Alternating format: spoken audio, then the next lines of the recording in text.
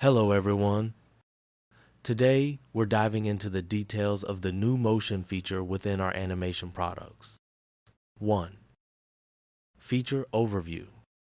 The new motion function primarily supports uploading a starting frame and an ending frame. For example, you can select an image for the starting frame, such as a shot of a boy on the street observing something specific. Then choose the ending frame, which could depict the boy after a change in action or movement. The system will generate a motion sequence linking the starting and ending frames. 2.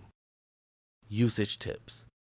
If the images you're uploading contain multiple storyboard panels or comic sequences, we recommend using the Create Animation channel instead.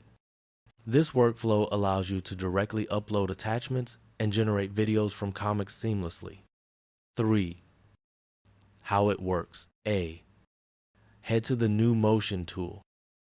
Select your starting and ending frames and click Generate. B. Wait briefly for the system to create the output. The result is a motion video based on the anime-style starting frame you uploaded. C. The process is incredibly straightforward. Simply upload your images and you're good to go. 4. Advanced settings and performance. In the advanced settings, you can switch to more advanced models or adjust the duration for a longer motion sequence.